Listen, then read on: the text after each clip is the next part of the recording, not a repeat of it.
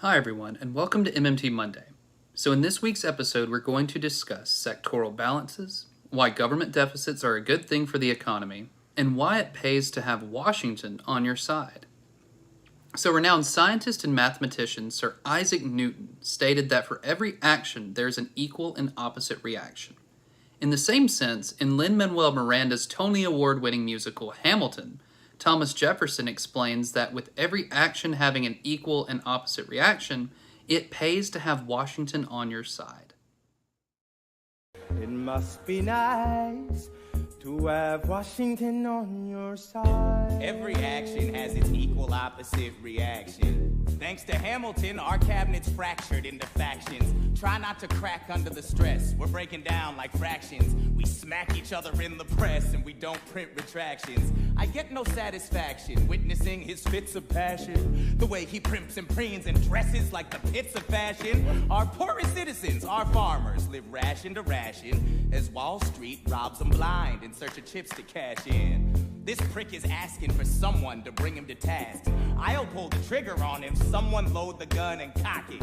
While we were all watching, he got Washington in his pocket. It must be nice, it must be nice to have Washington on your side. It must be nice, it must be nice to have Washington on your side. So what does Hamilton and Isaac Newton have to do with sectoral balances and deficit spending? Just like actions, when it comes to the economy, every surplus must have an equal deficit to counterbalance it. We also know that one of the main proponents of MMT is the federal government being the issuer of our currency. Based on this premise, it pays to have the symbolic Washington on your side, since deficit spending is the fuel that powers an equitable economy. In fact, ever since the time of the real George Washington becoming our nation's first president in 1789, the federal government has always ran a deficit except for 7 different periods. 6 of those periods were followed by economic depressions, and the other was followed by a global market crash in the mid-2000s. So it's not a coincidence that in the period leading up to the economic crash of 1929 and the subsequent Great Depression, our economy saw a government spending surplus and a private sector deficit. So in the first video tonight, Professor Randall Wray expands on his argument for why it is good and necessary for a government to run a deficit. Wray starts out with an example of condensing down the economy to you and me to show how deficits and surpluses are intertwined. For every surplus, there has to be a deficit. If you think about an economy that just has me and you, if I spend more than my income, by accounting identity, you must have spent less than yours. Okay? If we look at the economy we're actually in, because income in the aggregate has to equal spending in the aggregate, it must be true, again, by identity, that all of the surpluses of households, firms, and governments are equal to all the deficits run by other households, businesses, and governments. Okay? So it's very convenient to divide the economy up into sectors. So what we normally do is we say, let's take the private sector, households and firms taken together. Let's take the government sector, all levels of government taken together. And then let's take the rest of the world, okay? All other countries taken together. Okay? That's a convenient breaking up of our economy. Again, this must hold true. If one of those sectors runs a deficit, at least one of the others must have a surplus. The normal situation for the United States is the private sector, taken as a whole, runs a surplus, spends less than its income. And that makes sense. Why? Because households generally want to save for future. They're saving for kids' college education, they're saving to buy a house, they're saving for retirement. So normally the private sector runs a surplus. The government sector, taken as a whole, almost always runs a deficit. Okay, you can go all the way back to 1789. The U.S. government has run a deficit in all periods except for 7 very short periods in which it ran surpluses. All other periods, it's run deficits. Okay? And the federal government deficits are big enough to more than offset the surpluses. They're typically run by lower levels of government. Okay? So that's the normal situation for the United States and for most countries. Our rest of world sector runs a surplus against the United States since the days of Ronald Reagan. Okay? You hear about this as a trade deficit. Okay? We run a trade deficit with the rest of the world. More technically, it's the current account deficit. Our current account deficit is offset by the rest of the world's current account surplus. They run a surplus against us. So take these 3 things, it balances identically. Okay, I do a picture or image. The surpluses run by the private sector, as well as by the rest of the world, are matched deficits of the okay, since 3. Before that, we current account surpluses. Small, you can pretty much ignore them. What this means is, it is impossible from accounting for the U.S. private sector to run a surplus and government to run us. Can't happen. Okay? It could only happen in current account surpluses, but we don't. Not likely to. In the, not even the near future, foreseeable future, we're not going to run current account surplus. So if private sector, which almost everyone thinks is a good idea, we have our government running a deficit. Must. As I said, we've only had periods where the U.S. government did not run deficits. First 6 of those were followed by our only 6 depressions. The 7th was under President Clinton, followed by a severe recession, and then by the global financial collapse. Okay? So not a depression, but bad enough. Deficits are very bad for the U.S. private sector because we achieve them by having the private sector spend more than income. For 10 years, the United States, before 2007, for 10 years, the U.S. private sector was spending more than income, going deeply into it. Okay? And in my view, this is why we had collapse. The last time the U.S. private sector ran deficits was in 1929, followed by Great Depression. Private sector deficits are really hard. They're very destabilizing. So for every surplus, there has to be a deficit. We can think of it this way. The federal government deficit provides the private sector surplus in the United States and most countries. Some countries run current account surpluses. They are able to run a balanced budget or even a government surplus without having their private sector deficit spending. But countries that either run balanced trade or current account deficits need their government to be running a deficit that provides the saving for the private sector to accumulate net financial assets. Those net financial assets take the form of currency and government bonds. So if I spend less than my income, I will have a surplus. This would mean that you receive less from me, then you're also getting a deficit. Those surpluses and deficits must equal 0. This example holds true on a larger scale when looking at the economy as a whole. Wray goes on to explain how MMT divides the economy into 3 sectors, those being government, private, and foreign. Those 3 factors must balance each other out. For example, the government must always run a deficit to counterbalance the surplus that we want from foreign and private spending. So it's beneficial for the private sector to spend less than it takes in, since most private households and businesses want to save for the future. So we need government spending to counterbalance the surpluses in private and foreign spending.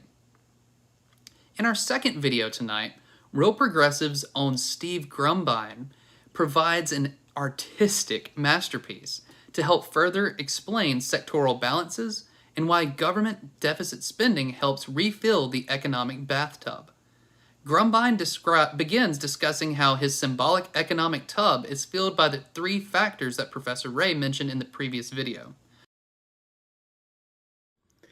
Hey guys, it's Steve with Real Progressives, and no, you can't see my face because I took the time to draw this fancy dancy bathtub trying to discuss sectoral balances.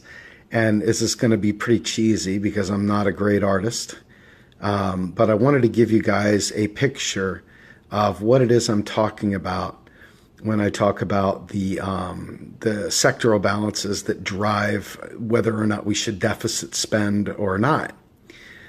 So here's my picture, which is god awful.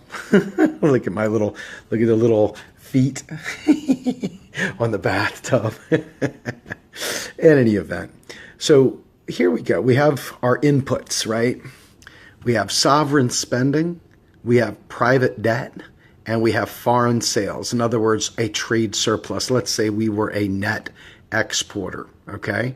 So that's where this spigot pours money into the economy, okay? Three separate ways of adding to the economy. And there's the economy, that little blue wiggly line. Well, that right there. And hello, Winnie from Standing Rock. And hey, Joanne. In any event, so you see our economy, and the economy right now is based on those three things pouring money into it. However, down here we have this drain, and this drain is made up of taxes. Taxes remove money from the economy. They don't pay for things, they just remove it. Well, that's not the only thing that's there, and I purposely didn't write this down at the bottom. The bottom here would be leakages as well. So when we look over here at what leakages are, leakages might be tax avoidance, it might be having a trade deficit, etc. So we look at the three areas for sectoral balances. Hey, Wisconsin, hey, Kay, hey, Linda. In any event, so we look at the balance of whether our public deficit or surplus. In other words, are we spending more than we're taking in taxes? As far as private debt goes, is the country at a point where it's saturated, like it doesn't have enough money, liquidity to be able to pay its bills? It's stuck in a debt bubble, like student loans or the housing market, okay? And then, again, down here, the other one is the rest of the world, the balance of trade, any kind of leakages from the economy where cash has left the stadium. Okay, so we come back over here to our tub. And in our tub, we go ahead and we say, all right, so we're draining lots and lots of money from our tub through a trade deficit. In other words, all that money is going over to some other country right now, which is fine, because I would gladly trade paper dollars for their goods and services, okay? The value of the dollar has never been higher. It's awesome. Let's go ahead and use it to our advantage here. We can do it morally. We can do it in a way that is green. We can do it in a way that is above board. But the point is that we should not suffer because people don't understand this. So anyway, back over here in the economy, we're looking at it, and let's say we're a net importer as we are today. That means our money, our dollars, go down here. It's not just taxes. Now all of a sudden, instead of it just being taxes, what do we add to this? Trade. So, hey, John, thank you, sir. If you look at that, because we're a net importer, taxes and the trade deficit are diminishing our flow line. So now all of a sudden our tub is less full, and it's not operating nearly at full capacity. So what could we do to increase our tub? Well, we can tell everybody, go ahead and get a massive private debt. Let's go ahead and all of us take a bunch of money out and get student loans and buy big houses and buy cars and all that stuff, and that'll get some money flowing. That right there is the private debt problem. Well, we all run into a point where we hit, here's us, okay? There's my Meshuggah hat. And instead of being able to borrow more, we're at this point right here. We got nothing left to give. If we miss a payment or anything else, our house is going under, etc. Okay? So back at the ranch, we know we can't take on any more private debt. Well, I've already told you guys that we are a net importer. So as a net importer, we can't make money on trade. Our trade, we're losing $500 billion a year. It's not losing, we're gaining products and services for paper dollars that are leaving the country. Paper dollars that we create so we can replace without any problem at all. So we know that we can't solve our problems with trade. So what can we do? I wonder if Steve said this before. That's right. Sovereign spending, aka deficit spending. So let's just say hypothetically, somebody says we got to reduce the deficit. So we get rid of the sovereign spending now. So what happens to our economy again? Now we're down here. And guys, this is where we are right now. Because we have decided that we are going to cut the deficit, reduce the deficit, and we are a net importer, and we still got lots and lots of people that are completely and utterly out of work or underemployed. We've still got a lot of needs, real needs. So why would this in any way, shape, or form be inflationary when our tub is down there? Think about it for a minute.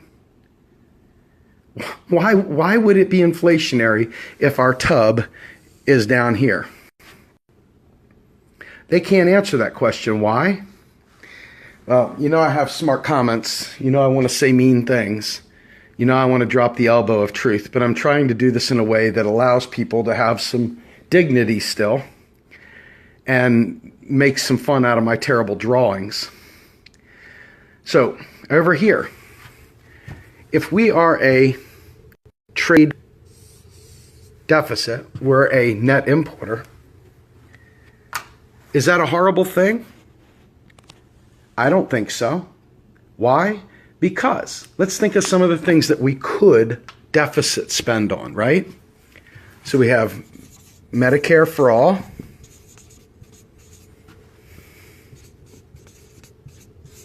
We have infrastructure.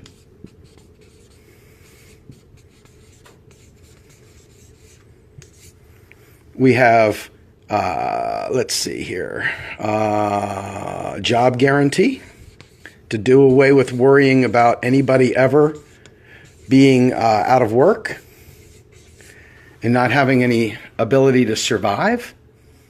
Let's see, what else could we spend money on that wouldn't hurt us at all? Research and development. Now, what happens over here if we cut the military budget? Let's see what happens if we were to cut the military budget. Oh, this line's right here? Well, that line would suddenly be down here. So do we cut the military budget or do we shift the military budget? I wonder if we shift it. Not to put too fine a point on it, right? So the economy doesn't know that you have a sensibility about, the military. It doesn't know that you want to cut the military. So it just looks at a tub. It's just agnostic. So when you sit there and you say, let's cut, we got to cut. Now that you understand how it works, doesn't it kind of make you feel a little bit foolish to talk about cutting it?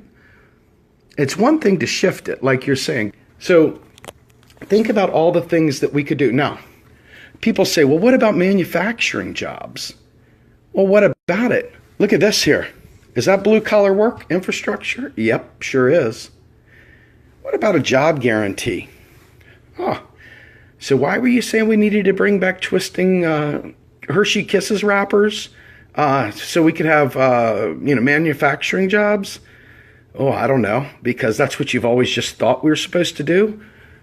But it's not really true, is it? Oh, guess what else we could do for the elderly and so forth? We could do a basic income guarantee. Or we could go ahead and take Social Security and start it at 45 years old and fully fund it. And we could make up this thing over here quickly, couldn't we? All of a sudden, this goes through the roof and the deficit hysterians are freaking out. But all the while, the tub is getting full, right? So it just seems to make sense, doesn't it? Once you see that, I mean, God, I know I did a terrible job here, guys, but I'm hoping that this stuff made some sense to you. So here's my terrible drawing. You probably can't see it all, but that's it in a nutshell. And all the stuff I've been talking about, you notice taxes don't fund spending, do they? Taxes don't fund spending at all. Taxes are merely deleted from the system. So you tell me, folks. You tell me. Pretty common sense, isn't it?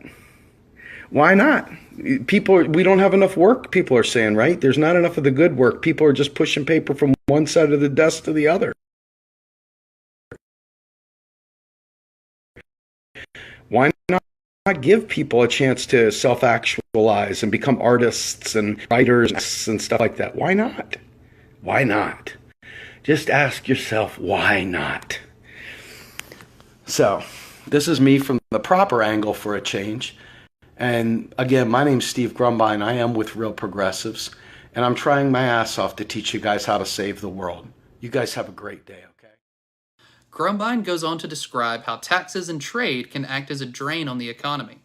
We see that the only way to refill the proverbial economic tub isn't by increasing private debts or foreign trade, but rather through sovereign spending. We have a lot of needs in this country. Millions of people are out of work. Nearly 45,000 people a year die due to the lack of access to health care. Our nation's infrastructure is crumbling. Our climate is literally on fire. Those are only 4 of the multitude of issues that our country faces that an increase in deficit spending could be used to combat. Of course, all of the so-called deficit hawks go into hysterics at the thought of this, but once you have a basic understanding of how MMT works, you'll see that deficit spending isn't only necessary, but a boost to continue refilling our economic bathtub. This is Alan Greenspan when he is under oath as chairman of the Fed, faced with a question from Congress. Now, the question about Social Security, but it doesn't that the question is about Social Security. It could be defense, be about education, be about infrastructure, it could be about student debt, it could be about anything. What matters is answer. Okay, so let me play Alan and recognize Greenspan is not the speaker in the entire world, so after you listen, I will. So having personal retirement accounts is another way of making a future retiree benefits more secure for their retirement. And also, do you believe that personal retirement accounts as a component to a system of solvency does help improve solvency? Because when you have a personal retirement account policy, it's accompanied with a benefit offset. With that feature in place, do you believe that personal retirement accounts can help us achieve solvency for the system and make those future retiree benefits more secure? Well, I wouldn't say that the pay-as-you-go benefits are insecure in the sense that there's nothing to prevent the federal government from creating as much money as it wants and paying it to somebody. The question is, how do you set up a system which assures that the real assets are created which those benefits are employed to purchase? So it's not a question of security. It's a question of the structure of a financial system which assures that the real resources are created for retirement as distinct from the cash. The cash itself is nice to have, but it's got to be in the context of the real resources being created at the time those benefits are paid, so that you can purchase real resources with the benefits, which of course are cash. Mm-hmm. Okay, so it's funny on a lot of levels, and it's sad on a lot of levels. Clearly, that is not the answer that Congressman Ryan is going for there. His question was, again, don't you agree with me that Social Security is going broke? There's no way government can make good on all of these promises to future retirees, their dependents, and the disabled. Don't you think, like I do, that now is the time to begin to move toward a system of personal savings accounts, aka privatization? Don't you agree with me, Mr. Chairman? And Alan Greenspan says, no, I wouldn't say there's anything unsustainable about the way the system is set up today, because there's, and I quote, nothing to prevent the federal government from creating as much money as it wants and pay it to someone. That is a direct quote. So all of you young people who are being told that we can't keep our promises to you, and even people my age, it's only the people who are very close to retirement that they tell, you guys are going to be fine. It's everybody else we can't afford, okay? First of all, you vote, and the closer you are to retirement, the louder your voice will be, and they're trying to convince the rest of us, especially the young, by going to campuses with Kick the Can and Peterson Institute funded stuff, and scare young people so that they don't expect it anyway, so they won't miss it, because they never expected to get it. Greenspan is saying there's no reason we can't keep our promises to future generations in full, on-time perpetuity. We can do it. Then he goes on to make the important point, the second half of his answer. He says, the question is, will real assets be there in the future that those benefits are employed to purchase? Quote, what is he saying? He's saying, we have demographic changes taking place in the US. We have a shrinking workforce, and we have a growing population of retirees. Why? Baby boomer generation. Right? The baby boomers are retiring. As they leave the workforce, it leaves behind a smaller population of people who are working and producing stuff.